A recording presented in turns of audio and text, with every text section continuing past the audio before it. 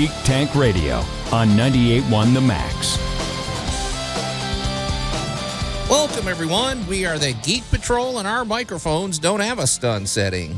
I'm Joe Thorderson, here with my friends Brandon Olmsted and Alan Gilbreth, and our buddy Max over there behind the glass. And there's science fiction news, there's entertainment news, and Brandon walked in here. I don't know if it's because of weather changes, but he has a weird energy about him that we want to tap into. This is I mean, whenever you're very talkative, you haven't shut up the whole time during show prep. I am not. I'm not endorsing them or anything. Yeah. But it's called Excedrin migraine meds.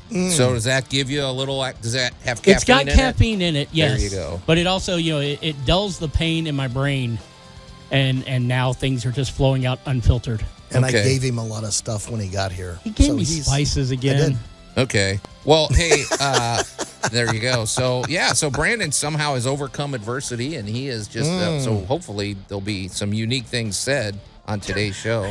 that falls within FCC regulations, yes. Yeah. Hey, we're going to talk a little bit about Star Trek, but I just want to say something that might surprise people, because I'm going to defend somebody that people might be surprised to hear me defending. But Kathleen Kennedy finally retired after like 8 times she said she was going to retire. She's finally stepping down as the head of Lucasfilms. And she's 72 years old. Right. So that's not surprising. But there's all the videos out there that say this is the woman that ruined Star Wars and all the other. And here's the thing. She did produce a lot of Star Wars that I didn't like. Right.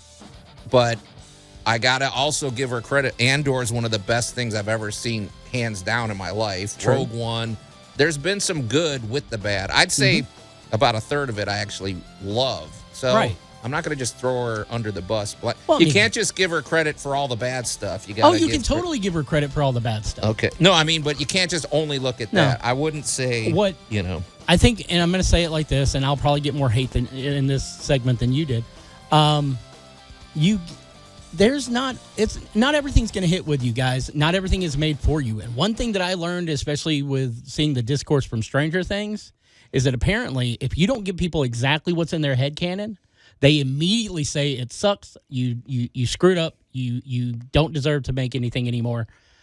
And I think that we all need to get over our entertainment and stop, going, this is exactly how it has to happen, or else we riot. Yeah. Why? All right, well, I'm going to be brutal from the author point of view and say they ain't your characters. No, they're not.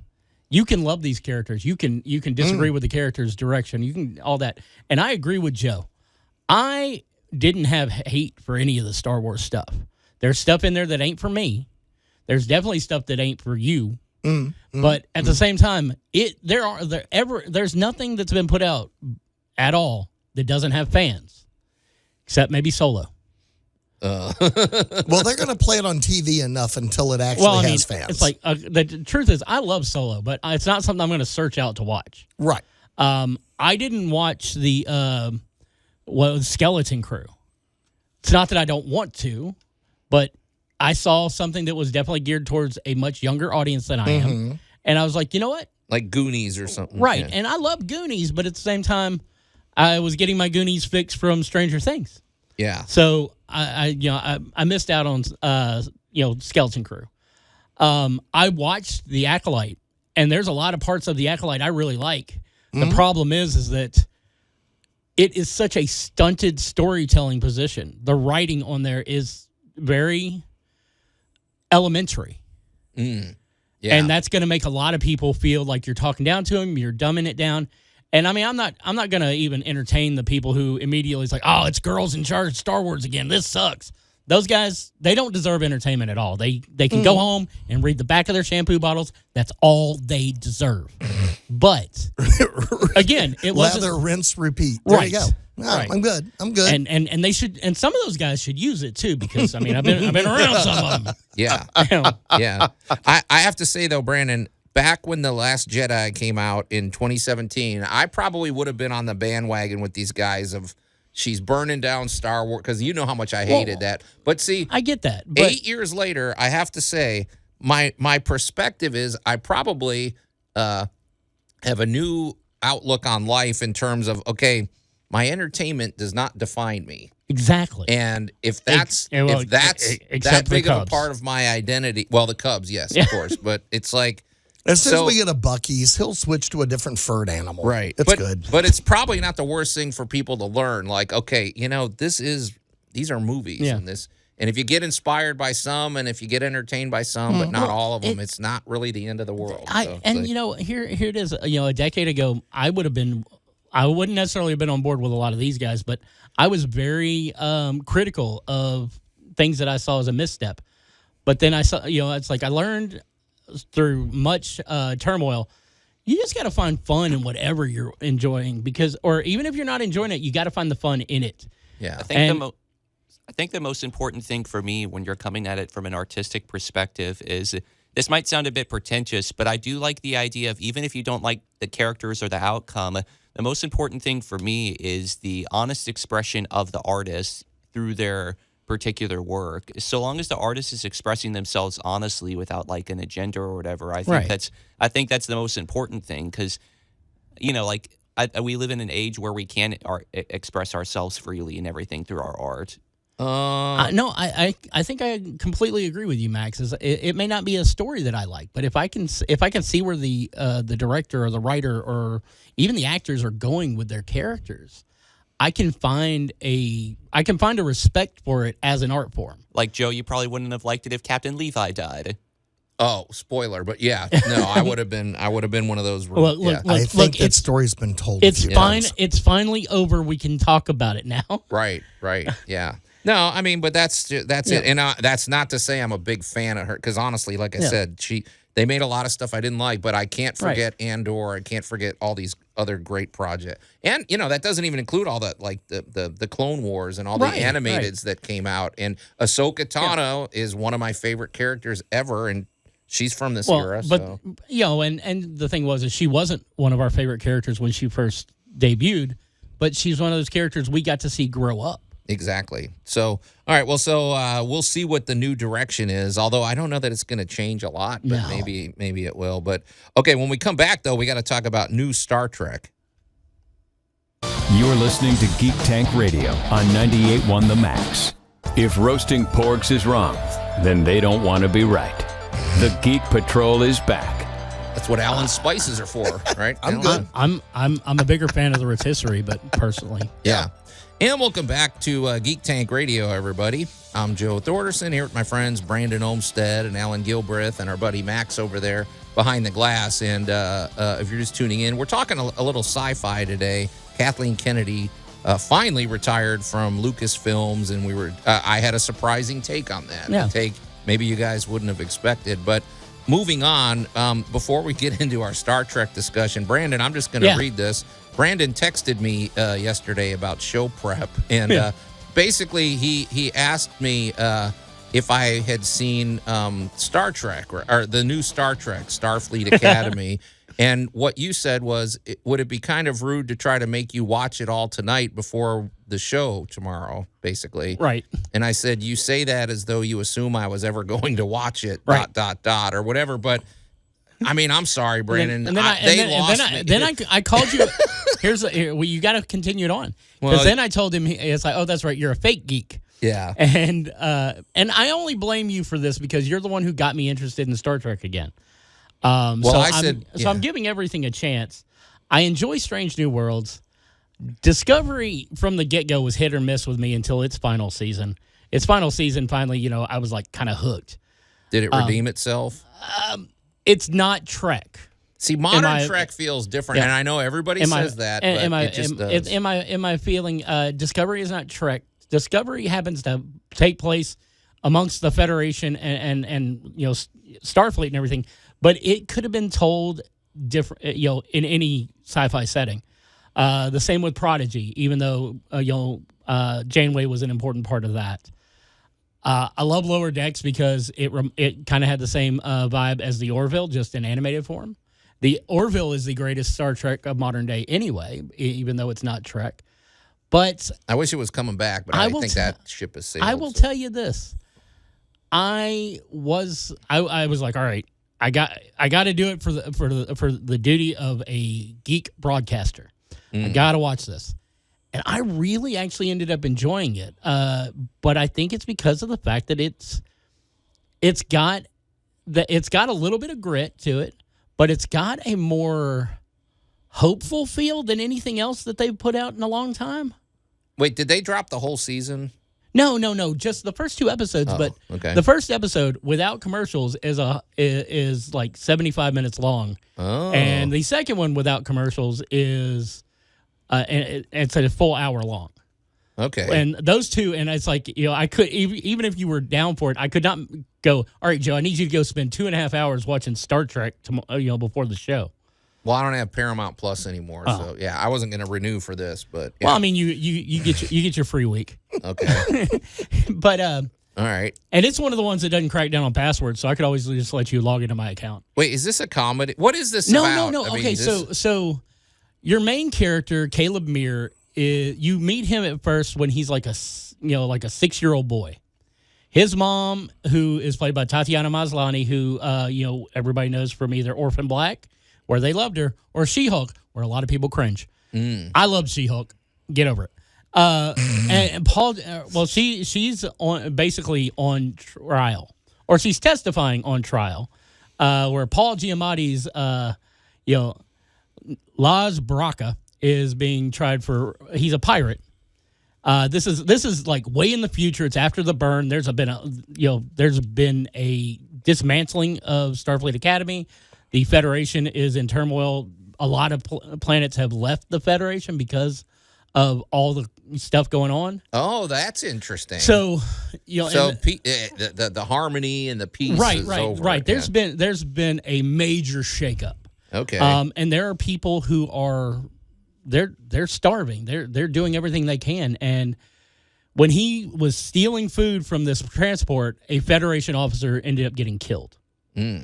And even though she had turned, Caleb's mom, Anisha, states evidence basically to bring him down because of the fact that somebody died in the midst of this. She can't just walk away with a slap on the wrist because she was an accomplice. So she's being sent to a rehabilitation camp or a re-education camp. And he's going to prison. Caleb, as a 6-year-old, manages to steal a comm badge and escape. Wait, how does the comm badge get him out? No. He uses the way the badges are nowadays. At that point, they're used for anything to unlock, so that you actually have the commander's credentials, basically. Oh, he is basically he's got like the pass key, right? He's basically in lockdown because he's going to become a ward of the Federation. Basically, he's an orphan now. And he decides that ain't for him. And this is, again, a 6-year-old kid. We jump 15 years later. He's trying to find his mom. Yeah. He's been arrested. He's going to another prison. You find out that Chancellor Nala, who was oversaw that trial and felt that she failed this child, she quit Starfleet because they should have never separated him and his mom. Huh. She finds him there. She becomes the new Academy Chancellor. She's been working with little kids since then. She's got like this whole, almost hippie vibe. And she's played by Holly Hunter, which, if you know Holly Hunter, it fits. Wait, Holly Hunter's in okay. Holly Hunter, Robert Picardo, I saw him. Oded Fair, Paul Giamatti. And then talk about a cast. They got some talent in this baby. And you get to see that at this point, Starfleet is trying to reestablish their old ways. They are reopening Starfleet Academy after all their funding had gone to the war school to basically create soldiers. Now they're trying to, we've got awesome things. It's like we've got an officer who is, or a student who is a holograph or a photogenic or photo. She's a hologram. Yeah. She's like the Doctor from Voyager. And, of course, the Doctor from Voyager is in this.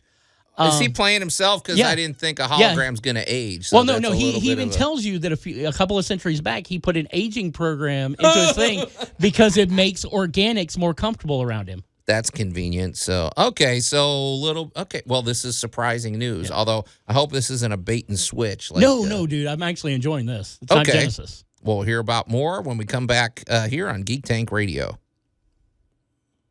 You're listening to Geek Tank Radio on 98.1 The Max. The Geek Patrol is back. This town needs an enema. See, that's the kind of blunt and to the point, man. Was that a callback to the commercials y'all had during Tool Talk yesterday? Yeah, exactly. And welcome back to Geek Tank Radio, everybody. I'm Joe Thorderson here with my friends Brandon Olmstead and Alan Gilbreth and our buddy Max over there behind the glass. Okay, that was a good one, Max. Yeah. Good for you. If you're just tuning in, we're not talking about enemas or things like that. We're talking about, well, I hope not. No. The season's still beginning. No. We don't know where it could go. Actually, there's a funny thing dealing with that. When the students are being checked out at the beginning, and they're, of course, they've got to get their physicals and everything. And Caleb comes up to the doctor, and it's Robert Picardo from Voyager playing the same doctor. And he scans him and he's like, how did you end up with this? It's some sort of hookworm basically. And it's in your bowel. What did you go, did you bathe in a bog? Of course, Caleb's been running rampant through, he's just trying to survive. Right. And of course, then the doctor, he hits him with the tricorder. He goes, all right, you should be fine in a couple of days. Keep an eye on your bowel movements or on your, or on your, your stool. Let me know if anything moves. Better yet, don't. Yeah. But this is an interesting question, though. You got me thinking. How does a holographic doctor keep himself sanitary when he's dealing with patients? Just log off and log back on, right? He can't wash his hands. He can't wear disinfectant gloves. Right. It's just how is the doctor actually more or less sanitary than an average doctor? Here's the thing about the doctor is that, yes, he is a holographic, but he can change his density, and so if he needs to, he just, you go full hologram, the germs kind of fall off of you. I've never really heard them.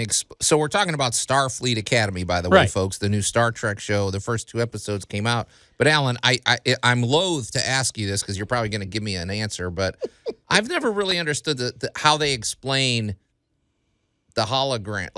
He takes on a physical body, but then he just dematerializes and everything. But what is that made of? How does a replicator work?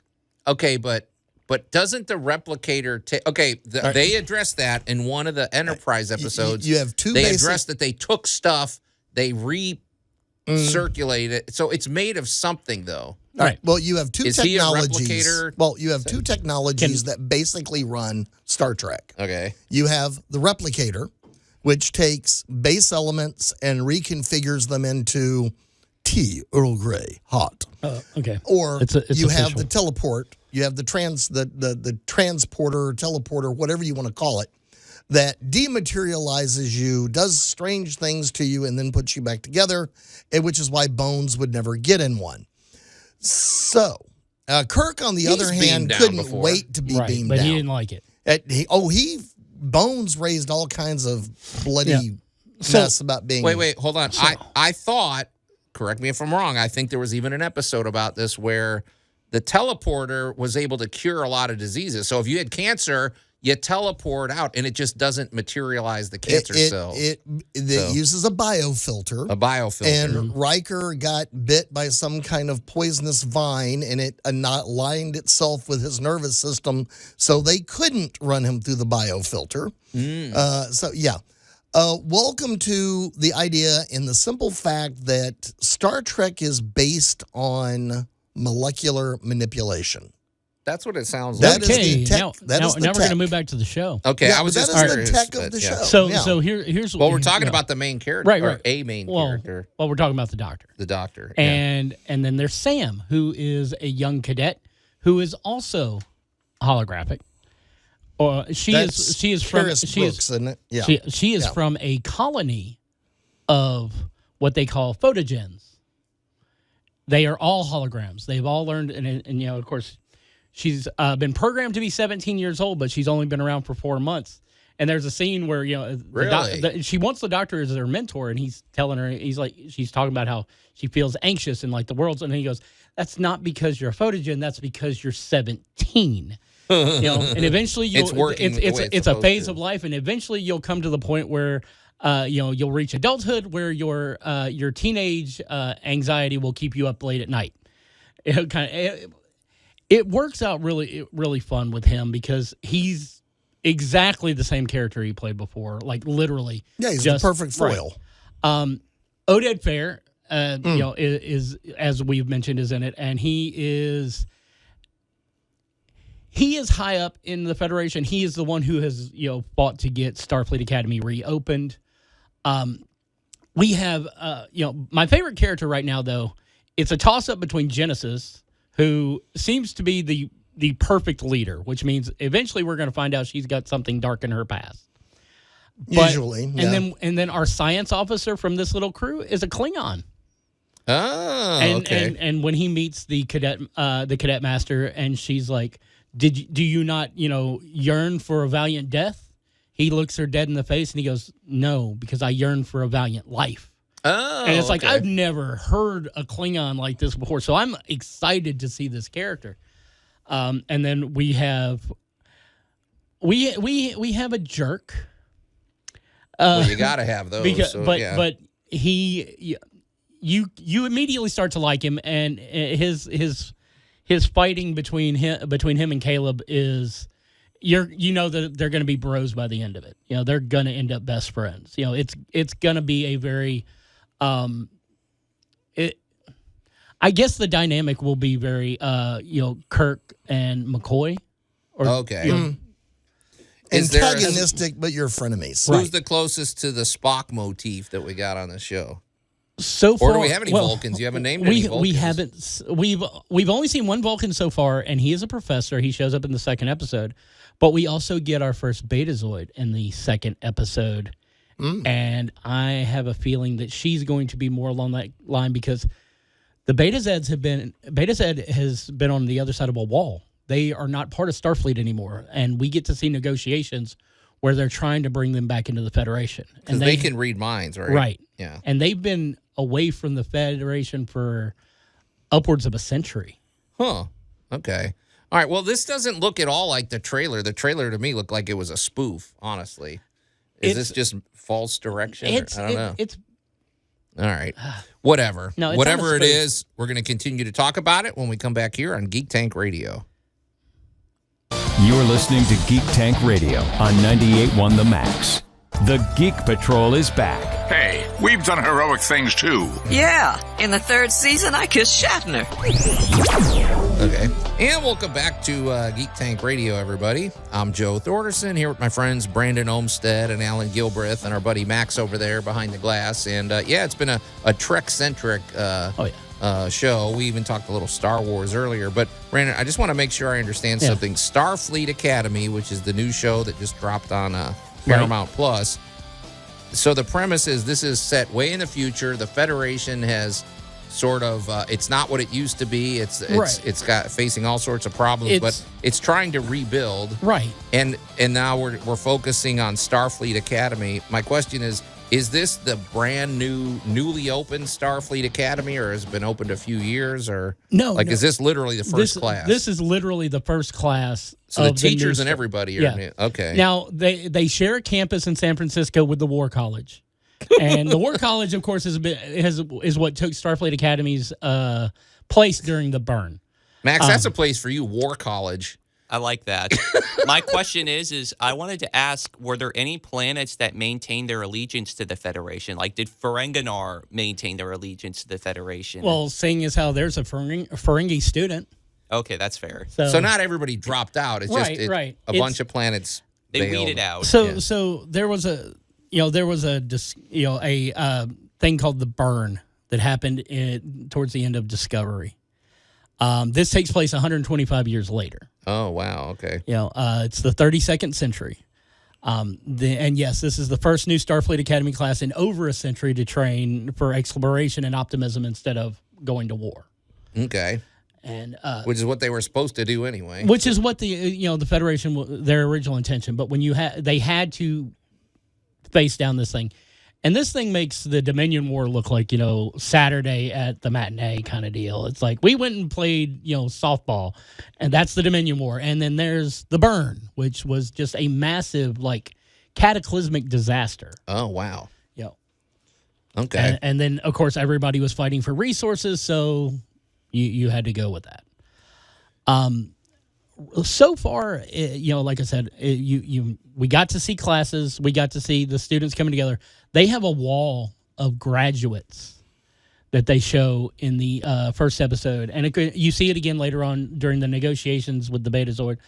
And if you look close enough, you see names you recognize. Now, that's interesting. It's like Hogwarts. I mean, it goes back 1,000 years, and this is... Actually, Amy said that exact same thing. This is like, Starfleet Hogwarts, because of the fact that, you've got, when you go in, you declare what you're there for, whether it's sciences, engineering, like your and house. Of course, Caleb doesn't know what he's doing.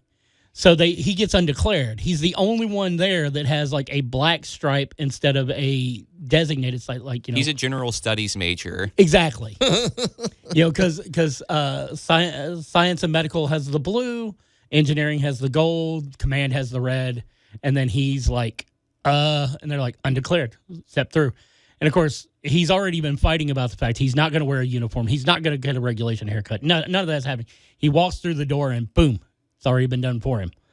And but you're seeing what college students are going to deal with in the Star Trek universe. Right. So they're going to have all the college-y type stuff too, but his mission is to find his mom.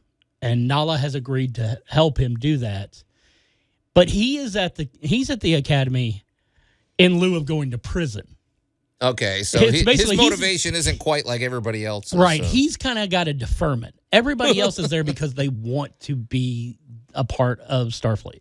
Okay. Well, I mean, I feel like, Alan, this is more what you've been wanting, because you talk about how much you don't like prequels because basically you know how it's going to turn out. Well, this is in the future. It's an open road. It could go anywhere, right? I mean, the fun thing about a prequel is, I want to know how he got here. Yeah.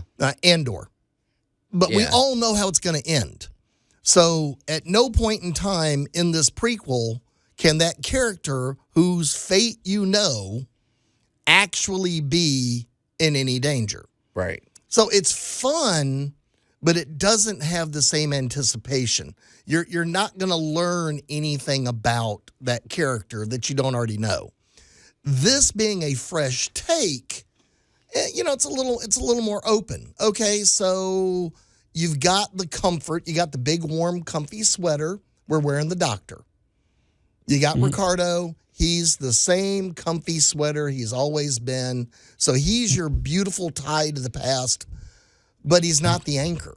He's just a warm, fuzzy sweater because Paul Giamatti over here is blowing up ships, and Holly Hunter's over here being chilled and groovy, and that's the thing though, is it basically tells you that everything you've seen before has happened, and it doesn't demean any of it.